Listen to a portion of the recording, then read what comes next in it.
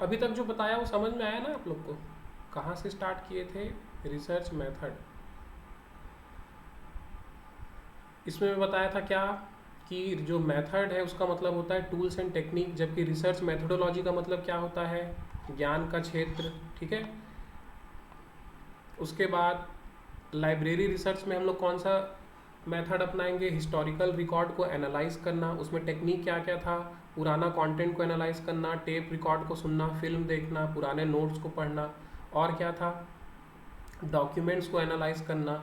Field research में क्या करते हैं हम लोग? बाहर निकल के रिसर्च करते हैं। इसमें पहली टेक्निक क्या थी? नॉन पार्टिसिपेटरी, यानी कि बिना भाग लिए, डायरेक्ट भाग लिए बिना दूर से अवलोकन करना, डायरेक्ट ऑब्जर्व करना। ठीक है। उसके बाद पार्टिसिपेटरी ऑब्जर्वेशन था, यानी कि आप लोगों के बीच जाके रिकॉर्ड ऑब्जर्व कर रहे हो, उनसे बातचीत कर रहे हो। मास ऑब्जर्वेशन का मतलब क्या था? एक साथ बहुत सारे लोगों का ओपिनियन लेना, एक साथ बहुत सारे लोगों को ऑब्जर्व करना। उसके बाद था मेल क्वेश्चनायर, यानी कि आप प्रश्नावली बना के, क्वेश्चनायर बना के उनको चिट्ठी में भर के भेज देते हो। उसके बाद था ओपिनियनेयर। ओपिनियनेयर में मैं क्या बताया था? एटीट्यूड स्केल यूज़ करते हैं, प्रोजेक्टिव टेक्निक इस्तेमाल करते हैं, सोशियोमेट्रिक स्केल यूज़ करते हैं। पर्सनल इंटरव्यू एक मेथड हो सकता है, फोकस इंटरव्यू और ग्रुप इंटरव्यू। ठीक है। टेलीफोन सर्वे भी बताया था मैं, और क्या था? एक केस स्टडी। ये उतना इंपॉर्टेंट नहीं है, बस याद रहे कि ये भी उसी का ही पार्ट है। लेबोरेटरी रिसर्च में मैं क्या बोला था? रोल प्ले कर सकते हैं, रैंडम बिहेवियर को एनालाइज करते हैं, सिमुलेशन यूज़ करते हैं। चलो भाई वापस आ जाओ मेथड में, प्रोसेस में, सॉरी प्रोसेस में। तो सेकंड प्रोसेस क्या था? Review of literature. Third process क्या रहेगा? फॉर्मुलेट करना किसको? हाइपोथेसिस को। हाइपोथेसिस फॉर्मुलेट करना। हाइपोथेसिस क्या होता है? हाइपोथेसिस को हिंदी में बोलते हैं परिकल्पना। परिकल्पना। ठीक है। हाइपोथेसिस का मतलब क्या होता है? हाइपोथेसिस वैसे हम लोग आगे जाके डिटेल में पढ़ेंगे। हाइपोथेसिस का मतलब होता है कि आप जितना भी रिव्यू लिटरेचर किए, ठीक है, लिटरेचर रिव्यू आप जितना भी किए, जितना भी पढ़े, जितना भी जाने, उसके हिसाब से कुछ तो एक ओपिनियन बना होगा ना आपका कि शायद ऐसा ऐसा होता होगा। अगर हम लोग एडवर्टीजमेंट और सेल्स के बीच का अंतर, सेल्स के बीच के संबंध को जानना चाहते हैं तो पहले हम लोग एडवर्टीजमेंट के बारे में बहुत कुछ पढ़ेंगे, सेल्स के बारे में बहुत कुछ पढ़ेंगे, इसी विषय पे पुराना कोई शोध हुआ होगा उसके बारे में ठीक से पढ़ेंगे। तो कुछ तो एक ओपिनियन बनेगा ना कि एडवर्टीजमेंट और सेल्स के बीच कुछ संबंध है या कुछ संबंध नहीं है। तो वो होता है क्या? हाइपोथेसिस। उसके बाद है रिसर्च डिज़ाइन। ठीक है। रिसर्च डिज़ाइन यानी कि अनुसंधान, क्या बोलते हैं इसको,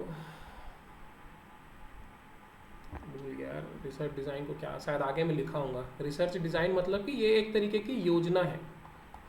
ठीक है। डिज़ाइन को क्या तो बोलते हैं यार हिंदी में? अनुसंधान की योजना है कि आप अनुसंधान करोगे कैसे, क्या प्लानिंग है आपकी। जैसे आप बोले मेरे को कि सर मैं नेट की तैयारी करूंगा या करूंगी, तो मैं आपसे बोलूँगा ना कैसे करोगे, बताओ क्या सोचे हो, कैसे पढ़ोगे, कोचिंग करोगे कि सेल्फ स्टडी करोगे, कौन सी बुक से पढ़ोगे, क्या टेक्निक अपनाओगे। तो ये इसी को ही हम लोग क्या बोलते हैं? Research design. ठीक है। रिसर्च डिज़ाइन में ही हम लोग सैंपल भी पढ़ेंगे, न्याय दर्श। फिर डेटा कलेक्शन करना है, सैंपल करने के बाद, सैंपलिंग करने के बाद डेटा कलेक्शन करना है, डेटा का, आंकड़ों का विश्लेषण करना है और हाइपोथेसिस को टेस्ट करना है। ये थर्ड प्रोसेस में जो हम लोग हाइपोथेसिस बनाए थे ना, इस हाइपोथेसिस को अब हम लोग टेस्ट करेंगे कि जो हम लोग शुरू में सोच के रखे थे कि ऐसा ऐसा होता होगा, वो सही है कि गलत है। और उसके बाद एनालाइज करने के बाद जो भी रिजल्ट हमको मिलेगा उसको हम लोग क्या करेंगे? इंटरप्रीट करेंगे, लोगों को बताएंगे कि देखो हमने ये आंकड़े लिए थे, ये हम लोग टेस्ट किए और उसके हिसाब से हमको ये चीज़ें समझ में आई। तो ये एक बेसिक प्रोसेस है किसका?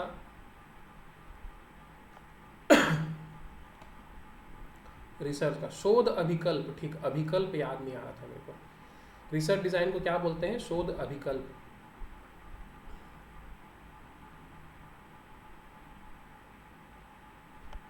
चलो तो एक एक करके अब डिटेल में समझते हैं सबको। रिसर्च प्रॉब्लम क्या है? ठीक है। देखो रिसर्च प्रॉब्लम का मतलब क्या था? रिसर्च प्रॉब्लम का मतलब था कि हम किस प्रॉब्लम का सॉल्यूशन ढूंढने वाले हैं। आप रिसर्च करते क्यों हो? किसी प्रॉब्लम का सॉल्यूशन ढूंढने के लिए। सबसे शुरू में मैं बताया था रिसर्च की मीनिंग में कि नए फैक्ट्स ढूंढना, ठीक है, किसी प्रॉब्लम का सॉल्यूशन ढूंढना, वर्तमान ज्ञान में वृद्धि करना। तो यहाँ पर इस प्रॉब्लम का मतलब समस्या ही नहीं है। हिंदी में जो समस्या बोलते हैं ना, दिक्कत, यहाँ प्रॉब्लम का मतलब केवल दिक्कत नहीं है।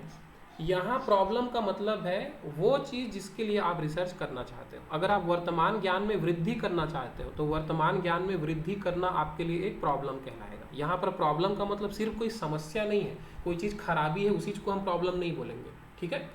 तो ये आपका रिसर्च प्रॉब्लम है जो कि सबसे पहले आप डिसाइड करोगे, तभी तो आप रिसर्च कर पाओगे भाई। आपको मालूम ही नहीं है कि किस चीज़ के लिए रिसर्च करना है तो आप क्या रिसर्च करोगे। रिसर्च की क्वालिटी क्या थी, सबसे पहली क्वालिटी ऑब्जेक्टिविटी, उद्देश्यात्मकता, ठीक है। एक उद्देश्य रहेगा और उसी उद्देश्य के साथ हमको चलना है। रिसर्च प्रॉब्लम जो है वो दो टाइप का हो सकता है, ठीक है। पहला स्टेट ऑफ नेचर, यानी कि समस्या की प्रकृति को जानना। जो भी हमारा रिसर्च प्रॉब्लम है या कोई भी वस्तु स्थिति है उसकी प्रकृति को जानना कि वो क्या है कैसा है, उसको केवल जानना, उसको बोलते हैं स्टेट ऑफ नेचर, ठीक है। वस्तु स्थिति की प्रकृति जानना। जैसे कि देखो उदाहरण लिखा है, स्टेट ऑफ नेचर का मतलब होता है व्हाट, वो क्या है, केवल ये जानना अगर आपका उद्देश्य है तो फिर आपका रिसर्च प्रॉब्लम किस टाइप का है, वो है स्टेट ऑफ नेचर टाइप का, ठीक है। जैसे कि सवाल है कि क्या यह दीवार मजबूत है। एक दीवार है आपके सामने और आपको केवल ये जानना है कि ये मजबूत है कि नहीं है, तो क्या का आंसर मिल रहा है ना, क्या है ये, मजबूत है कि कमज़ोर है, तो इसको बोलेंगे स्टेट ऑफ नेचर। दूसरे टाइप का रिसर्च प्रॉब्लम क्या हो सकता है, रिलेशनशिप बिटवीन वेरिएबल्स। दूसरे टाइप का रिसर्च प्रॉब्लम हो सकता है दो या दो से अधिक वेरिएबल्स के बीच संबंधों को जानना, ये आपका रिसर्च प्रॉब्लम हो सकता है, ठीक है। उदाहरण के लिए ये किस चीज़ का जवाब देगा, हमको वाई का जवाब देगा। पहला वाला जो था वो वॉट का जवाब दे रहा था, लेकिन ये वाला जो है हमको वाई का जवाब देगा। मतलब कि अगर ये दीवार मजबूत है तो ये दीवार टूटती क्यों नहीं। कुछ याद आ रहा है, ये दीवार टूटती क्यों नहीं, अंबुजा सीमेंट वाला, ठीक है।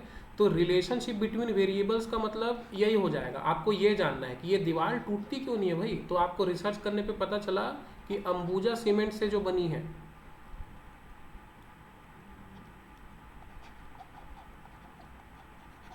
अंबुजा सीमेंट से जो बनेगी, टूटेगी कैसे, अंबुजा सीमेंट से जो बनी है, ऐसा बोलता है ना वो। तो आप क्या किए, सीमेंट ये हो गया एक वेरिएबल, और मजबूती यानी कि स्ट्रेंथ, ये दो वेरिएबल हो गए ना, वेरिएबल 1 और वेरिएबल 2। इन दोनों के बीच के संबंध को जानने के लिए भी आप एक रिसर्च प्रॉब्लम बना सकते हो। तो ये दो टाइप का रिसर्च प्रॉब्लम हो सकता है। समझ में आया ये चीज़, जल्दी बताओ। रिसर्च प्रॉब्लम दो टाइप का जो होता है वो दोनों समझ में आया, स्टेट ऑफ नेचर और रिलेशनशिप बिटवीन वेरिएबल्स।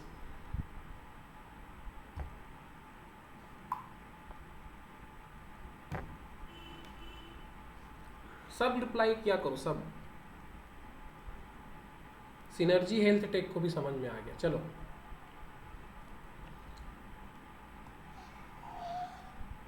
वर्षा रहती क्लास में तो उसको भी समझ में आ जाता। हाँ भाई, अब एक ऐसा स्टेटमेंट जिससे वो ट्रू फॉल्स का क्वेश्चन बना सकता है। देखो क्या लिखा है, लिखा जो भी है समझ लो। जो आपका रिसर्च प्रॉब्लम है, जरूरी नहीं है कि वो रिसर्च के एकदम शुरुआत से ही बिल्कुल क्लियर रहेगा, ऐसा कोई ज़रूरी नहीं है। हो भी सकता है, नहीं भी हो सकता। पर ये चीज़ भी हो सकती है कि इनिशियली यानी कि शुरुआत में, प्रारंभ में आपका प्रॉब्लम जो है वो एक ब्रॉड जनरल वे में आपको पता है कि हमको शायद ये चीज़ें करनी है, कुछ कुछ इस टाइप की चीज़ें हमको करनी है। क्लियर नहीं है, शुरू में ये चीज़ हो सकती है, और फिर धीरे धीरे बाद में वो क्या होगा, सिंप्लीफाई हो जाएगा। यानी कि एक अजीब सा थोड़ा कंफ्यूज रिसर्च प्रॉब्लम रहेगा शुरू में, और धीरे धीरे धीरे धीरे आपका वो रिसर्च प्रॉब्लम एकदम क्या हो जाएगा, स्पष्ट हो जाएगा। तो ऐसा हो सकता है, ज़रूरी नहीं है कि बिल्कुल शुरुआत से ही आपका रिसर्च प्रॉब्लम जो है वो बिल्कुल क्लियर रहे, ऐसा कोई ज़रूरी नहीं है, ठीक है। बल्कि रिसर्च प्रॉब्लम शुरुआत में हमेशा ब्रॉड ही रहता है, थोड़ा विस्तृत ही रहता है, उसको विशिष्ट बनाना पड़ता है धीरे धीरे। उसके बाद एक रिसर्च प्रॉब्लम जो होता है वो किन किन चीज़ों से मिल के बना रहता है, कौन कौन सी शब्दावली का उपयोग करते हैं हम लोग रिसर्च प्रॉब्लम में, अनुसंधान समस्या में, अनुसंधान समस्या या फिर प्रश्न, ठीक है। जैसे कि पहला है unit of analysis. Unit of analysis मतलब किसको, ये यूनिट ऑफ एनालिसिस किसको बोलते हैं हम लोग, उन लोगों को जिस पे हम लोग रिसर्च कर रहे हैं, उन पीपल को, उन लोगों को, उस जनता को जिसको हम लोग एनालाइज कर रहे हैं, ठीक है। जैसे कि ये इतना बड़ा देश है भाई हमारा इंडिया, इसमें यहाँ पर कहीं पर छत्तीसगढ़ है और इस छत्तीसगढ़ में भी कहीं पर एक छोटा सा रायपुर है। तो अगर मैं रायपुर पे रिसर्च कर रहा हूँ तो रायपुर के सारे लोग क्या हो जाएंगे, इनको मैं बोलूँगा यूनिट ऑफ एनालिसिस, ठीक है। या फिर इस रायपुर में से भी मैं 5 लोगों को अलग छांट लिया और इन 5 लोगों पे रिसर्च कर रहा हूँ, तो इन 5 लोगों को मैं क्या बोल दूंगा, यूनिट ऑफ एनालिसिस। यानी जिन पे एक्चुअली हम लोग रिसर्च कर रहे हैं, जिनके बिहेवियर को हम लोग एनालाइज कर रहे हैं, उनको हम लोग क्या बोल देंगे, यूनिट ऑफ एनालिसिस, ठीक है। विश्लेषण की इकाई बोल सकते हो आप इसको, विश्लेषण की इकाई, ठीक है। दूसरा शब्द क्या समझना है आप लोगों को, रिसर्च वेरिएबल्स। ये वेरिएबल बहुत ही ज़्यादा इंपॉर्टेंट है, हिंदी में इसको क्या बोलते हैं, चर। चर। अब वेरिएबल क्या होता है, अगर क्वेश्चन पूछेगा एग्जाम में तो आप लोगों को ये आंसर लेना है। देखो पहले पढ़ लो फिर समझा देता हूँ। A variable is any concept, यानी कि चर जो होता है वो किसी भी प्रकार की एक ऐसी अवधारणा होती है दैट वेरीज, यानी कि ये अवधारणा कैसे टाइप की होती है, परिवर्तनीय, चेंज हो सकता है, हर समय एज इट इज नहीं रहता, ठीक है। और which we can assign numerals और वैल्यूज। तो ये जो चर है वो एक ऐसी अवधारणा होती है जो एक तो परिवर्तनीय रहता है, बदल सकता है, हमेशा एक जैसा नहीं रहता, और इस अवधारणा को हम लोग कोई अंक दे सकते हैं या कोई मूल्य दे सकते हैं, उसी को हम लोग क्या बोलते हैं, वेरिएबल। तो 3 बेसिक क्वालिटी आपको मिल गई वेरिएबल में।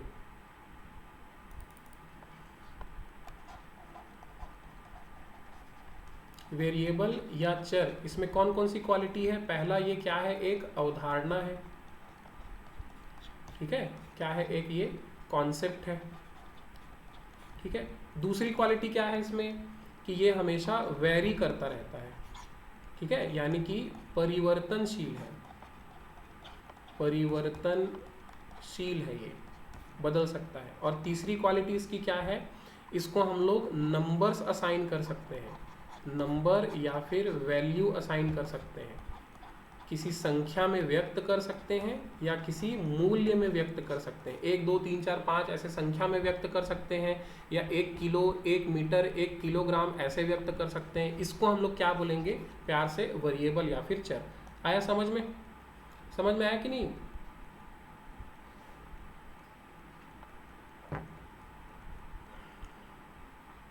अब वेरिएबल जो है, चर जो है, वो भी 2-3 टाइप के हो सकते हैं। जैसे कि एक होता है डिपेंडेंट वेरिएबल। डिपेंडेंट वेरिएबल यानी कि इसको हम लोग बोलते हैं हिंदी में आश्रित चर, ठीक है। आश्रित चर का मतलब एक ऐसा चर जिस पे दूसरे फैक्टर्स का प्रभाव पड़ता है।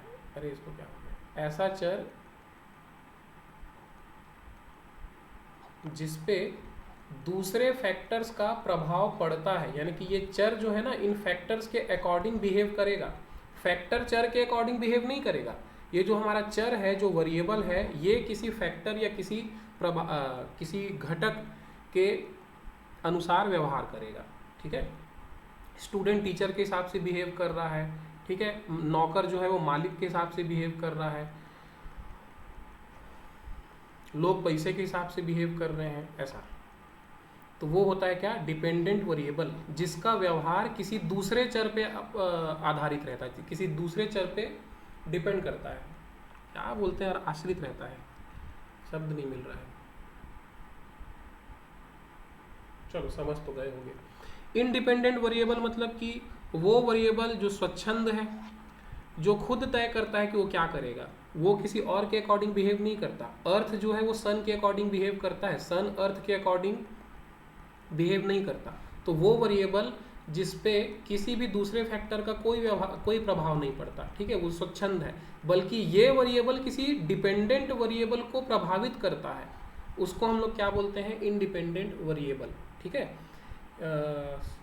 स्वतंत्र चर, हिंदी में इंडिपेंडेंट वेरिएबल को बोलते हैं स्वतंत्र चर, ठीक है। और उसके बाद है मॉडरेटिंग वेरिएबल। मॉडरेटिंग वेरिएबल, मध्यस्थ चर इसको बोलते हैं। मॉडरेटिंग बिहेवियर वेरिएबल का मतलब क्या है, देखो, एक हो गया डिपेंडेंट वेरिएबल, आश्रित चर, एक हो गया इंडिपेंडेंट वेरिएबल, स्वतंत्र चर, ठीक है। अभी मैं क्या बोला कि इंडिपेंडेंट वेरिएबल जो है वो डिपेंडेंट वेरिएबल को प्रभावित करता है।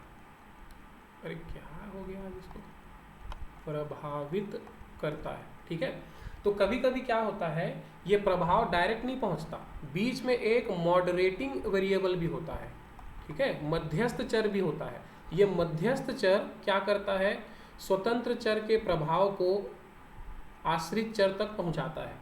ये डिसाइड करता है कि इस वाले चर का क्या प्रभाव और कितना प्रभाव इस वाले चर पे पड़ेगा, ठीक है। तो ये हो गया क्या, मॉडरेटिंग वेरिएबल। आखिरी होता है एक्सट्रेनियस वेरिएबल, बाह्य चर। बाह्य चर मतलब कि वो सारे वेरिएबल्स जिस पे किसी का कोई कंट्रोल नहीं है, लेकिन वो हमारे डिपेंडेंट वेरिएबल को प्रभावित करता है, ठीक है। यानी कि एक जो एक्सट्रेनियस वेरिएबल है, बाह्य चर जो है, ये एक ऐसा वेरिएबल है जिस पे किसी का कोई कंट्रोल नहीं है, जिसको रिसर्चर बेचारा कंट्रोल नहीं कर सकता, वो रोक नहीं सकता। लेकिन समस्या ये है कि इस एक्सट्रेनियस वेरिएबल का, बाह्य चर का हमारे डिपेंडेंट वेरिएबल पे प्रभाव पड़ता है, प्रभाव पड़ता है, लेकिन इसको हम लोग कंट्रोल नहीं कर सकते, इसीलिए इसको बाह्य चर बोला जा रहा है। कंट्रोल नहीं कर सकते तो क्या करेंगे, बाह्य चर बोल देंगे उसको, ठीक है। आया समझ में?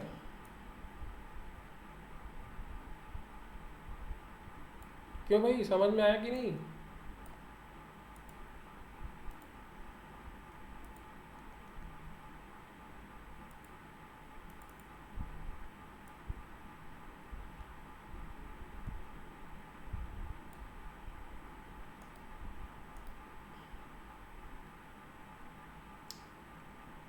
अरे यार,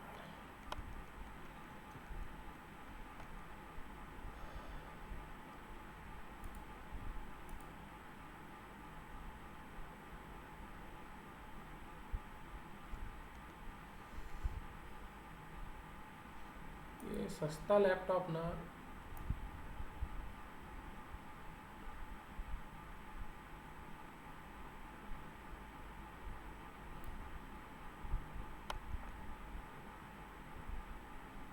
हो गया हो गया।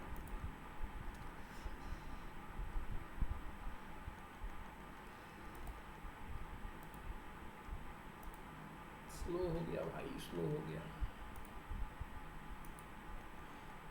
क्या मैं इसको थोड़ा ठीक करूँ।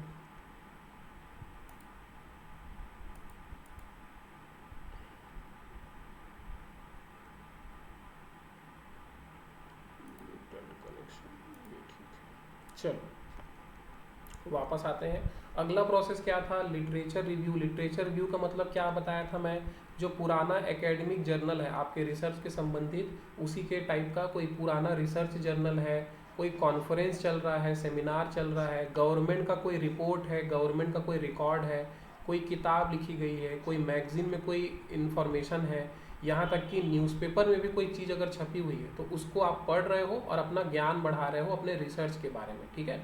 बेसिकली लिटरेचर रिव्यू किया जाता है आपका जो रिसर्च प्रॉब्लम है, आपका जो रिसर्च प्रॉब्लम है इसके बैकग्राउंड को समझने के लिए, इसके बैकग्राउंड को समझने के लिए, इसकी पृष्ठभूमि, याद आ गया, पृष्ठभूमि को समझने के लिए आप लिटरेचर रिव्यू करते हो। तो पृष्ठभूमि, उसके बैकग्राउंड को कैसे समझोगे, पुराना जो भी उसके बारे में रिकॉर्ड है उन सबको पढ़ के, ठीक है। अगर मेरे को नेटिव अमेरिकन कल्चर को जानना है, उस पर कोई रिसर्च करना है, तो पहले तो मेरे को यही समझना पड़ेगा ना कि शुरुआत कहाँ से हुई, वो लोग क्या करते थे, अभी तक उनकी स्थिति क्या रही है, तब मैं बता पाऊंगा कि आगे क्या होगा। भविष्य जानने के लिए आपको अपने पास्ट को जानना पड़ता है। फास्ट एंड फ्यूरियस 6 का पहला सीन का पहला डायलॉग यही था, अगर आप अपना आने वाला कल जानना चाहते हैं तो पीछे मुड़ के देखिए, बस उसी बात को यहाँ कह रहा है। तो लिटरेचर रिव्यू जो है वो वही है।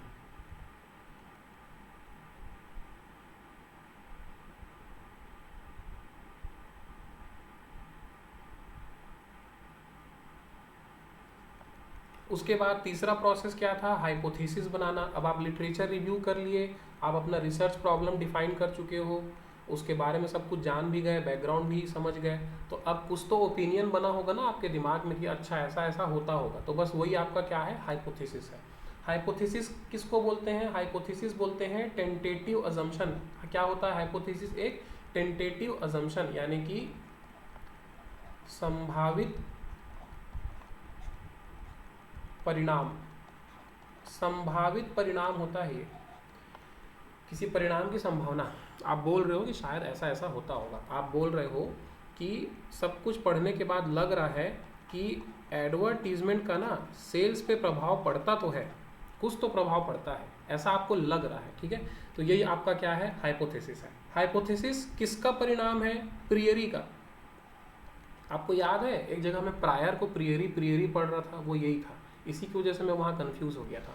प्रियरी का मतलब क्या होता है, स्वयं सिद्ध सत्य, ऐसा ज्ञान जिसको प्रूफ करने की जरूरत नहीं है, वो स्वयं सिद्ध है, ठीक है, इस हम लोग उसको सच मानते हैं। तो उसी का परिणाम होता है क्या, हाइपोथेसिस। हाइपोथेसिस को हिंदी में बोलते हैं परिकल्पना। तो अगर एग्जाम में पूछ दे कि हाइपोथेसिस जो है वो किस प्रकार के ज्ञान का परिणाम है या किस प्रकार के ज्ञान से प्रेरित है, तो उसका आंसर क्या होगा, प्रियरी। अब प्रियरी के अलावा और क्या क्या हो सकता है ऑप्शन में, एम्पिरिकल हो सकता है, एक्सपीरियंस हो सकता है, एकेडमिक हो सकता है। तो आपका आंसर क्या रहेगा, प्रियरी, यानी कि स्वयं सिद्ध सत्य, ठीक है।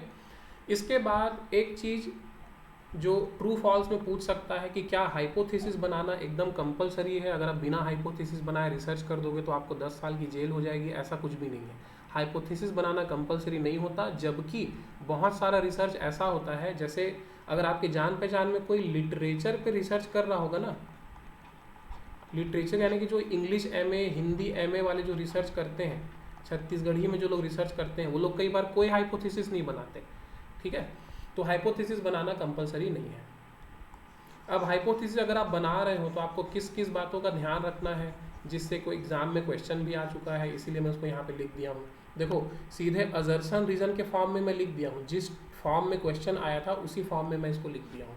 ये दोनों बातों को अभी फिलहाल आप लोग इन्फॉर्मेशन के तौर पे याद रख लो, एग्जाम में इसी को वो क्वेश्चन बना के दे सकता है। पहली बात जो है वो ये है कि जब आप हाइपोथेसिस लिखते हो, जब आप परिकल्पना लिखते हो, हाइपोथेसिस को हिंदी में बोलते हैं परिकल्पना। जब आप परिकल्पना लिखते हो या बनाते हो तो आपकी परिकल्पना, आपका हाइपोथेसिस बिल्कुल सिंपल होना चाहिए, समझने में आसान होना चाहिए, स्पष्ट होना चाहिए। हाइपोथेसिस ऐसा नहीं होना चाहिए कि समझ में ही नहीं आ रहा है कि आप क्या कहना चाहते हो। और डिक्लेरेटिव होना चाहिए, सबसे ज़्यादा इंपॉर्टेंट शब्द है डिक्लेरेटिव, यानी कि उद्घोषणात्मक। अब देखो हाइपोथेसिस का मतलब ही है संभावना, तो इसलिए आपको हाइपोथेसिस लिखते समय वहाँ पर फिर शायद, मे बी, पॉसिबली, संभावना, ये सब शब्दों का इस्तेमाल नहीं करना है बिल्कुल भी। जब आप हाइपोथेसिस लिखोगे तो आप ऐसे लिखोगे जैसे कि वही सच है, इसी को बोलते हैं हिंदी में उद्घोषणात्मक टोन में आप लिखोगे कि ऐसा ऐसा होता है, भले वो केवल एक हाइपोथेसिस है, लेकिन आपको उसको डिक्लेरेटिव फॉर्म में लिखना है। समझ में आया डिक्लेरेटिव का मतलब, उद्घोषणात्मक का मतलब समझ में आया कि नहीं, बताओ।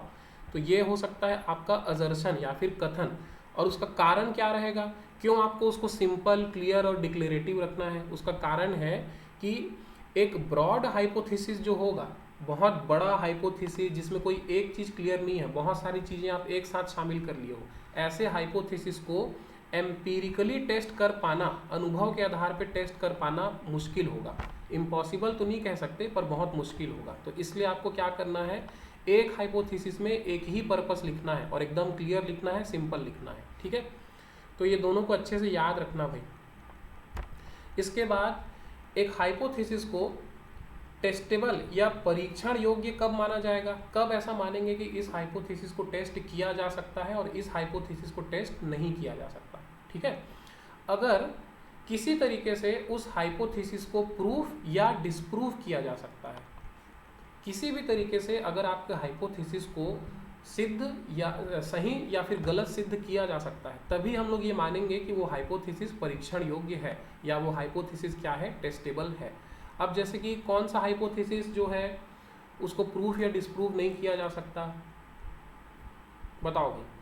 कोई ऐसा हाइपोथेसिस हो सकता है क्या, कोई ऐसी कल्पना करो जिसको ना तो प्रूफ किया जा सकता ना ही डिसप्रूव किया जा सकता।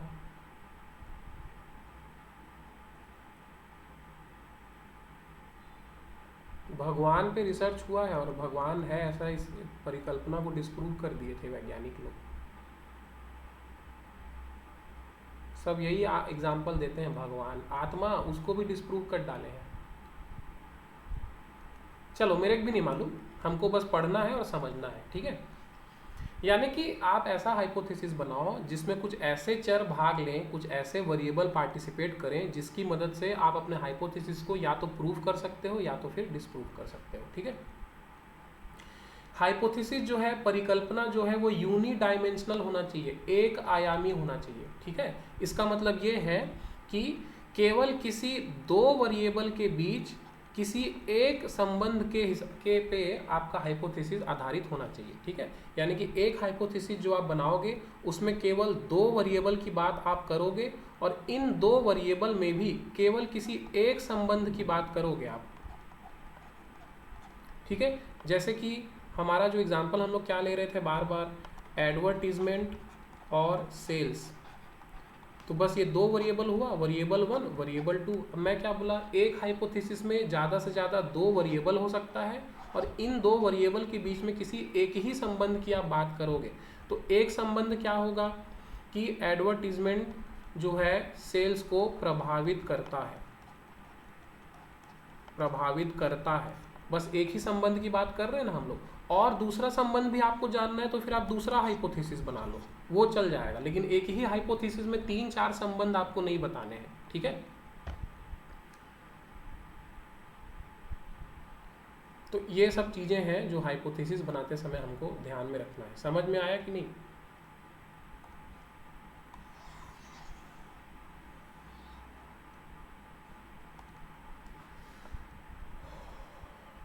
अब किस किस टाइप का हाइपोथेसिस होता है? सबसे पहला हाइपोथेसिस होता है डिस्क्रिप्टिव हाइपोथेसिस, यानी कि व्याख्यात्मक परिकल्पना। इसमें क्या होता है भाई कि जो पॉपुलेशन है हमारा, जो हमारी जनसंख्या है, उसके नेचर को डिस्क्राइब करते हैं हम लोग। फिर से वही वाली बात, व्हाट अभी थोड़ी देर पहले मैं बताया ना, देखो क्या यहाँ पे बताया था मैं, ये रिसर्च प्रॉब्लम किस टाइप का हो सकता है, यूनिट सॉरी ये नहीं है, ये रिसर्च प्रॉब्लम किस टाइप का हो सकता है, स्टेट ऑफ नेचर या फिर रिलेशनशिप। तो स्टेट ऑफ नेचर वाला जो रिसर्च प्रॉब्लम होगा उसके लिए आप कैसा हाइपोथेसिस बनाओगे?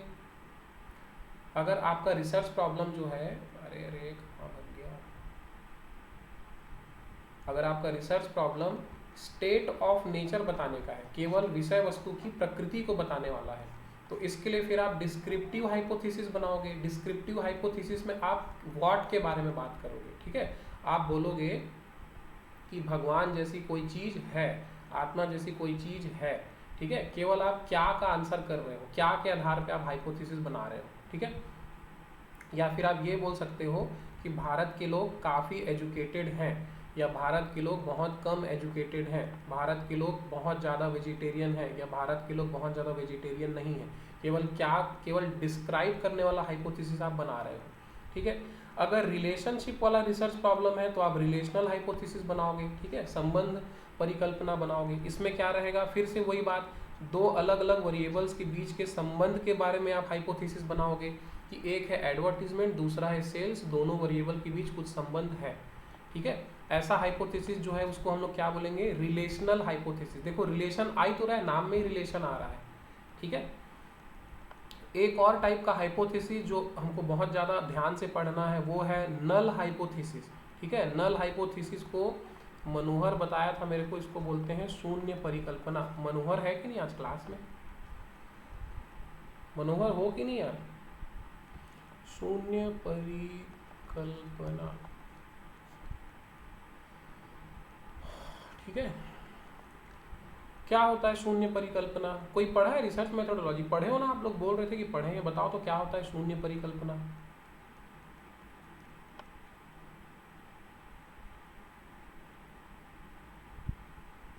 देखो शून्य परिकल्पना क्या होती है, नाम से ही देखो, इंग्लिश में जो लिखा है ना नल, हिंदी में भी वैसे सही है इसका नाम, शून्य, ठीक है। नल का मतलब क्या होगा, जीरो, कुछ नहीं। हम लोग जो सोच रहे थे वैसा कुछ नहीं है, ठीक है। हमको लिटरेचर रिव्यू करने पे या सामान्य हमारा जो प्रियरी होता है, स्वयं सिद्ध जो सत्य होता है, उसके आधार पे जो हमको लगता है वैसा कुछ नहीं है, उसी को तो बोलेंगे ना हम लोग नल। नल एंड वाइड सुने होंगे आप लोग। तो आप एक ऐसी परिकल्पना बनाते हो जिसमें आप सभी संभावनाओं को खारिज कर देते हो कि ऐसा ऐसा कुछ नहीं होता होगा। तो उसको हम लोग बोलते हैं नल हाइपोथेसिस। नाम ही है नल, शून्य। ठीक है, तो बेसिकली इसका मतलब क्या होता है नल हाइपोथेसिस का? देखो क्या लिखा है, intent of receiving a rejection. अब अगर हर तरीके से जानने पढ़ने समझने के बाद आपको लग रहा है, काफ़ी हद तक आपको लग रहा है कि एडवर्टीजमेंट का प्रभाव सेल्स पे पड़ता है, विज्ञापन का विक्रय पे प्रभाव पड़ता है, आपको लग रहा है ऐसा, तो आप इसका नल हाइपोथेसिस फिर क्या बनाओगे? यानी जो चीज़ आपको होती है ऐसा लग रहा है, उसका उल्टा उसका नल हाइपोथेसिस हो जाएगा। आप बोल दोगे कि भाई एडवर्टीजमेंट और सेल्स के बीच कोई संबंध नहीं है, कोई लेना देना नहीं है इन दोनों का। ये हो गया हमारा नल हाइपोथेसिस। देखो सारी संभावनाओं को मैं खत्म कर दिया कि नहीं? मैं क्या बोल दिया कि इनके बीच कोई संबंध नहीं है, तो मैं सारी संभावनाओं को खत्म कर दिया। इसी को बोलते हैं नल हाइपोथेसिस। और इसीलिए नल हाइपोथेसिस को हमेशा रिजेक्ट करने का प्रयास रहता है हमारा जो हम लोग रिसर्च करते हैं उसमें नल हाइपोथेसिस को हमेशा हमको रिजेक्ट करने का हम लोग प्रयास करते हैं। पूरा रिसर्च जो होता है वो नल हाइपोथेसिस को रिजेक्ट करने के लिए होता है। ठीक है, क्यों? क्योंकि नल हाइपोथेसिस क्या करता है, सारी संभावनाओं को शून्य कर देता है, नल कर देता है। ठीक है, तो जो नल हाइपोथेसिस है वो क्या रहेगा, रिजेक्ट करने के लिए वो सभी वेरिएबल, सभी चरों के बीच किसी भी प्रकार के संबंध को नकार देता है। ठीक है, इसीलिए हमेशा किताबों में लिखे रहता है कि नल हाइपोथेसिस का मतलब होता है वेरिएबल 1 और वेरिएबल 2 के बीच कोई संबंध नहीं है। ठीक है, वेरिएबल 1 वेरिएबल 2 को किसी भी प्रकार से प्रभावित नहीं करता, हर चीज़ को नहीं नहीं बोल देता है नल हाइपोथेसिस। अरे वही तो बता रहा हूँ, नल हाइपोथेसिस का मतलब होता है चरों के बीच कोई संबंध नहीं है, ये होता है नल हाइपोथेसिस। हाँ, नो रिलेशनशिप। जो हाइपोथेसिस वेरिएबल्स के बीच के रिलेशनशिप को जीरो कर देगा वही होता है हमारा क्या, नल हाइपोथेसिस। और नल हाइपोथेसिस को हम लोग हमेशा क्या करने की कोशिश करते हैं, रिजेक्ट करने की कोशिश करते हैं। देखो जबरदस्ती रिजेक्ट नहीं करना है, हमारा प्रयास उसको रिजेक्ट करने का रहेगा, लेकिन जरूरी नहीं कि नल हाइपोथेसिस हमेशा रिजेक्ट ही हो। ठीक है, अब अल्टरनेट हाइपोथेसिस। अल्टरनेट हाइपोथेसिस बेचारा ये कौन है? अल्टरनेट हाइपोथेसिस को हिंदी में बोलते हैं वैकल्पिक परिकल्पना। वैकल्पिक परिकल्पना। ठीक है, नल हाइपोथेसिस का उल्टा क्या रहेगा, अल्टरनेट हाइपोथेसिस। ठीक है, अल्टरनेट हाइपोथेसिस का मतलब जो आपको लग रहा था ना लिटरेचर रिव्यू करने के बाद कि यार एडवर्टीजमेंट का सेल्स पे कुछ तो प्रभाव पड़ता है, वही आपका अल्टरनेट हाइपोथेसिस रहेगा। ठीक है, लेकिन रिसर्च में कभी भी अल्टरनेट हाइपोथेसिस को एक्सेप्ट या रिजेक्ट करने का प्रयास नहीं किया जाता। प्रयास हमेशा क्या रहता है, नल हाइपोथेसिस को रिजेक्ट करने का। जब नल हाइपोथेसिस रिजेक्ट होगा तो ऑटोमेटिकली आपका अल्टरनेट हाइपोथेसिस एक्सेप्ट हो जाएगा। ठीक है, तो इसीलिए हमेशा देखो लिखते हैं क्या, अल्टरनेट हाइपोथेसिस नल हाइपोथेसिस का अपोजिट रहता है। यानी कि यहाँ पर आप क्या बोलोगे कि वेरिएबल 1 और वेरिएबल 2 के बीच कुछ तो संबंध है, नल हाइपोथेसिस में नहीं है बोलोगे, अल्टरनेट हाइपोथेसिस में है बोलोगे। ठीक है,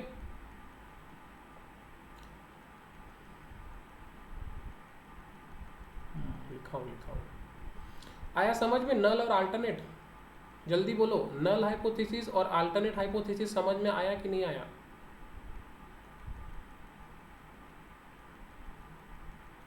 नल हाइपोथेसिस मतलब दो वेरिएबल्स के बीच कोई संबंध नहीं है, और अल्टरनेट हाइपोथेसिस मतलब दोनों वेरिएबल के बीच कुछ संबंध है। नल हाइपोथेसिस को ही हम रिजेक्ट करने का प्रयास करते हैं, पूरा रिसर्च नल हाइपोथेसिस को रिजेक्ट करने के लिए होता है। ठीक है, उसके बाद है वन टेल्ड हाइपोथेसिस, बहुत ही अच्छा, बहुत इंपॉर्टेंट और बहुत कंफ्यूज करने वाला। वन टेल्ड मतलब इसको हिंदी में क्या बोलते हैं मेरे को नहीं मालूम यार, एक पूंछ तो नहीं बोल सकते। ठीक है, आप लोग को मालूम होगा तो बता देना, मैं समझा देता हूँ आप लोगों को वन टेल्ड हाइपोथेसिस क्या होता है। देखो भाई, वन टेल्ड हाइपोथेसिस रिलेटेड है अल्टरनेट हाइपोथेसिस से।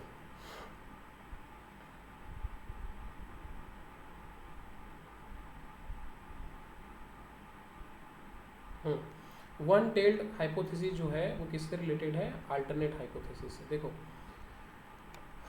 मैं आप लोग को बताया था ना, पॉपुलेशन का जो मीन होता है, जनसंख्या का जो माध्य होता है, उसको हम लोग म्यू से रिप्रेजेंट करते हैं, और सैंपल का जो मीन होता है उसको हम लोग म्यू ज़ीरो से रिप्रेजेंट करते हैं। ठीक है, तो देखो यहाँ पर हमारा जो हाइपोथेसिस है, नल हाइपोथेसिस क्या है, नल हाइपोथेसिस कह रहा है कि पॉपुलेशन का मीन और सैंपल का मीन दोनों एकदम बराबर है। अब दोनों बराबर हो गया मतलब कोई संबंध नहीं है उनके बीच। ठीक है। संबंध तब होगा ना जब दोनों एक दूसरे से बड़ा या छोटा होगा, तब हम लोग बोलेंगे कि कुछ संबंध है, कि ये इससे छोटा है या ये इससे बड़ा है, ठीक है। हाँ, तो वन टेल्ड हाइपोथेसिस का मतलब क्या होगा? अगर मेरा नल हाइपोथेसिस है कि दोनों बराबर है, और मेरा अल्टरनेट हाइपोथेसिस क्या कह रहा है कि जो पॉपुलेशन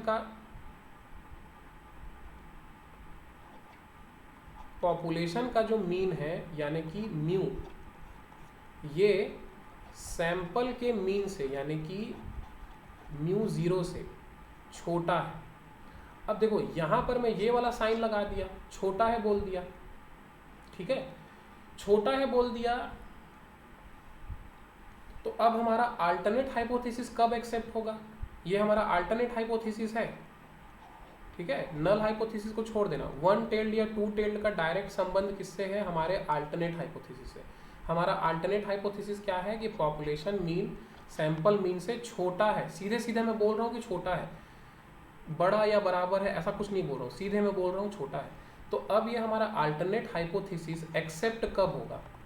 एक ही कंडीशन में एक्सेप्ट होगा, अगर वाकई में हमारा पॉपुलेशन मीन सैंपल मीन से छोटा है। बस ये एक कंडीशन ही ऐसी है जहां पर हमारा अल्टरनेट हाइपोथेसिस एक्सेप्ट होगा, ठीक है। समझ रहे हो मेरे बात को? अल्टरनेट हाइपोथेसिस क्या है? पॉपुलेशन मीन सैंपल मीन से छोटा है। तो एक ही कंडीशन हमारे पास है ऐसी जहां पर हमारा अल्टरनेट हाइपोथेसिस एक्सेप्ट होगा। कब होगा? अगर पॉपुलेशन मीन सैंपल मीन से छोटा है। इसके अलावा और कोई दूसरी संभावना नहीं है। तो केवल एक ही संभावना है कि हमारा अल्टरनेट हाइपोथेसिस एक्सेप्ट हो, इसीलिए उसको वन टेल्ड बोल रहे हैं। ओनली वन पॉसिबिलिटी, इसलिए उसको वन टेल्ड बोल रहे हैं। समझ में आया? उसी तरीके से यहाँ पे देखो, यहाँ पर भी हमारा अल्टरनेट हाइपोथेसिस क्या है? ये उल्टा लिख दिया मैं, यहाँ पे एक्चुअली ऐसा लिखना था मेरे को। इस केस में भी देखो, अगर मेरा अल्टरनेट हाइपोथेसिस है कि पॉपुलेशन मीन जो है सैंपल मीन से बड़ा है, अगर मैं ये हाइपोथेसिस रख लेता हूँ, तब भी एक ही संभावना है कि हमारा अल्टरनेट हाइपोथेसिस एक्सेप्ट हो जाए। कब? जब एक्चुअली हमारा पॉपुलेशन मीन सैंपल मीन से बड़ा होगा। बस यही एक संभावना होगी, इसके अलावा कुछ भी हो जाए कभी भी हमारा अल्टरनेट हाइपोथेसिस एक्सेप्ट नहीं होगा। तो यहाँ पर भी केवल एक ही संभावना है, केवल एक ही स्थिति में हमारा अल्टरनेट हाइपोथेसिस एक्सेप्ट होगा। कब? अगर ये वाला पैटर्न बनता है तब। तो इसीलिए इसको वन टेल्ड बोल रहे हैं। अब टू टेल्ड में देखो, टू टेल्ड का मतलब जब दो संभावनाएं होंगी। टू टेल्ड मतलब देखो यहां पर हमारा अल्टरनेट हाइपोथेसिस क्या है?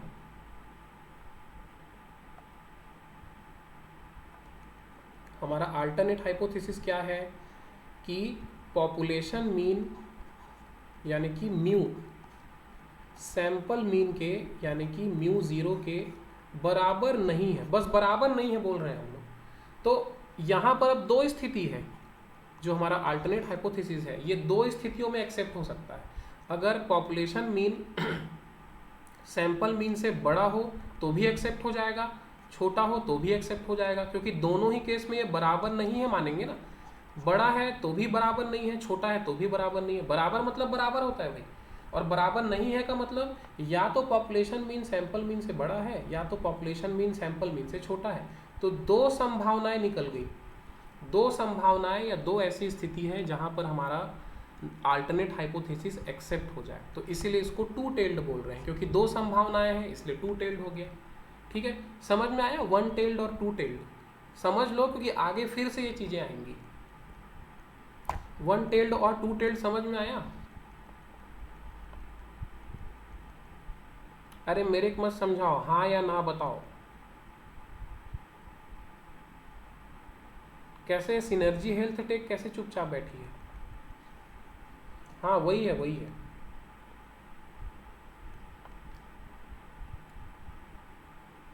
सबको आया समझ में? चलो समझ में आगे आगे बोल रहे हो ना, तो फिर अब थोड़ा छोटा सा टेस्ट दो। जिसका सही आंसर पहले आएगा वो जीतेगा। मैंने एक अल्टरनेट हाइपोथेसिस बनाया कि एडवर्टीजमेंट का प्रभाव, एडवर्टीजमेंट से, ये अल्टरनेट हाइपोथेसिस है, एडवर्टीजमेंट से सेल्स में, विक्रय में वृद्धि होती है। बताओ ये वन टेल्ड अल्टरनेट हाइपोथेसिस है या टू टेल्ड अल्टरनेट हाइपोथेसिस है? बताओ।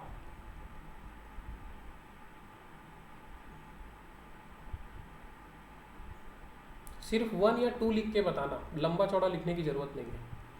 नंबर में भी लिख सकते हो, 1 और 2 ऐसे नंबर भी लिख सकते हो। एडवर्टीजमेंट से यानी कि विज्ञापन से विक्रय में वृद्धि होती है, ये मेरा अल्टरनेट हाइपोथेसिस है। बताओ 1 टेल्ड है कि 2 टेल्ड है? 1 है ना, डायरेक्ट बोल रहा हूं मैं, वृद्धि होती है। अब एक ही संभावना है जब ये अल्टरनेट हाइपोथेसिस मेरा एक्सेप्ट होगा, कब? जब वृद्धि होगी। और कोई स्थिति नहीं है जहां पर मेरा अल्टरनेट हाइपोथेसिस एक्सेप्ट हो जाए, एक ही संभावना है, तो 1 टेल्ड हो गया। उसी तरीके से अगर मैं एक अल्टरनेट हाइपोथेसिस बनाऊं कि एडवर्टीजमेंट का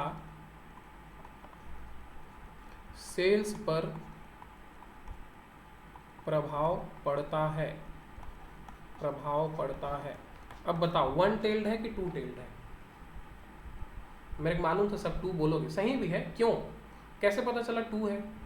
इसलिए कि बस मैं दूसरा, आप लोग को तो मालूम ही है, दूसरा एग्जाम्पल जो पूछूंगा स्वाभाविक सी बात है वो 2 टेल्ड वाला ही पूछूंगा, क्योंकि टाइम कम है ना। तो वो तो सबको पहले से मालूम था कि 2 टेल्ड ही पूछेगा ये आदमी अगला। क्यों, कैसे मालूम चला 2 टेल्ड है? दोनों सिचुएशन मतलब कौन सा दोनों सिचुएशन?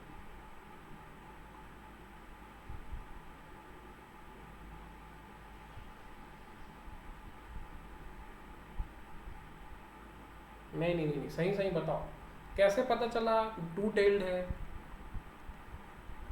कुछ भी उल्टा सीधा आंसर मत दो।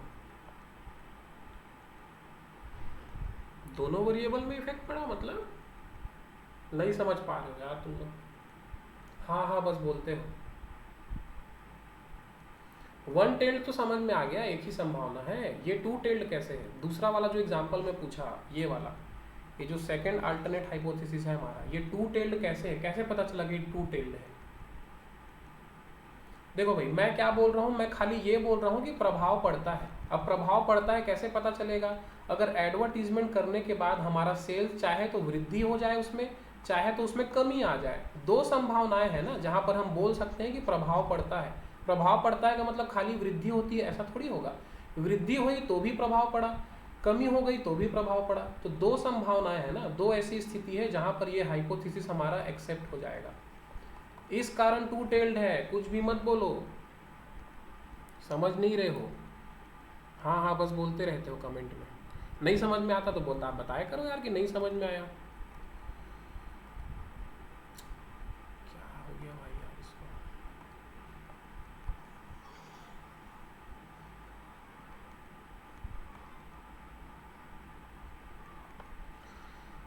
लास्ट में देखो, एक स्टेटमेंट याद कर लो कि अगर सभी जतन करने के बाद भी, अगर सभी जतन करने के बाद भी लास्ट में हमारा नल हाइपोथेसिस ही अगर एक्सेप्ट हो गया, अरे यार, सब कुछ करने के बाद, ईमानदारी से करने के बाद भी अगर लास्ट में हमारा नल हाइपोथेसिस ही एक्सेप्ट हुआ, तो इसका ये मतलब माना जाएगा कि पॉपुलेशन मीन और सैंपल मीन में जो अंतर आ रहा है वो अंतर बाई चांस आ रहा है, धोखे से आ रहा है। देखो, हमारा हाइपोथेसिस होता किस बात पे है? हमारा हाइपोथेसिस इस बात पे रहता है कि वेरिएबल 1 और वेरिएबल 2 या फिर पॉपुलेशन मीन और सैंपल मीन, इन दोनों के बीच अंतर है, ये हम लोग बोलते हैं। ठीक है, ये होता है हमारा अल्टरनेट हाइपोथेसिस। नल हाइपोथेसिस क्या कहता है? पॉपुलेशन मीन और सैंपल मीन के बीच कोई अंतर नहीं है। तो मैं ये बोल रहा हूँ कि अगर हमारा नल हाइपोथेसिस ही एक्सेप्ट हो गया, तो इसका मतलब ये माना जाएगा कि अगर किसी कारण से पॉपुलेशन मीन और सैंपल मीन में कोई अंतर आ भी रहा है तो वो बाई चांस आ रहा है, धोखे से आ रहा है, ये माना जाएगा। ठीक है, ये स्टेटमेंट समझ में नहीं भी आया तो रट लो इसको। अगर नल हाइपोथेसिस एक्सेप्ट हो गया तो ये मानेंगे कि पॉपुलेशन मीन और सैंपल मीन के बीच में कोई अंतर अगर है तो वो बाई चांस है, धोखे से है वो अंतर। ठीक है, ये आप लोग याद करके रखना।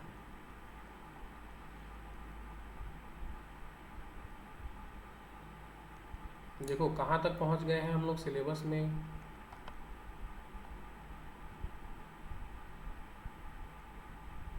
स्टेप्स ऑफ रिसर्च, यही सबसे लेंदी है। ये ख़त्म होगा ना, फिर 2 दिन में हमारा रिसर्च ख़त्म हो जाएगा। आया समझ में? आज की बातें समझ में आई क्लास की पूरी?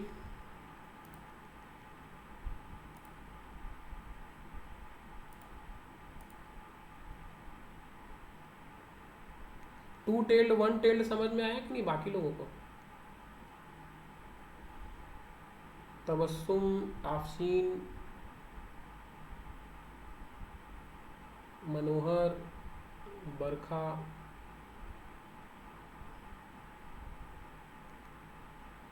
आप लोगों में से ऐसा है कोई जो 2019 के पहले एमकॉम कंप्लीट कर लिया था?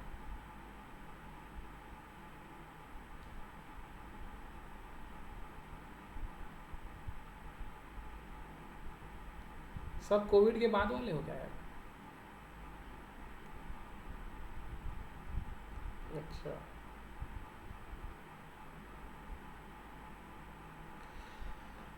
चलो भाई, ये क्लास आज क्लोज करते हैं। छोड़ना मत कोई भी लेक्चर को। कोई लेक्चर अगर छूट गया तो उसका वीडियो देख ही रहना यार। मैं भुक्तभोगी हूँ ऑनलाइन क्लास का ना, ये इसकी एक बहुत बड़ी खराबी है। कोई क्लास छूटी ना, फिर वो छूटी रह जाती है, वो कवर नहीं होता। तो कैसे भी करके जी मर के, थोड़ी नींद खराब करके, जो रिकॉर्डेड लेक्चर रहता है उसको पढ़ ही लिया करो, ठीक है? और बता दूँ क्या थोड़ा सा आगे? पढ़ेंगे ना, स्टैटिस्टिक्स पढ़ेंगे, अभी तुरंत पढ़ेंगे। क्लास एंड नहीं हुआ है। मेरे को कभी कभी लगता है कि क्लास एंड नहीं होता करके। गूगल मीट का नियम मेरे को समझ में नहीं आता। बोलते तो हैं ये लोग कि 1 घंटे में क्लास ख़त्म कर देंगे, लेकिन 1 घंटे में इनका क्लोज होता नहीं है।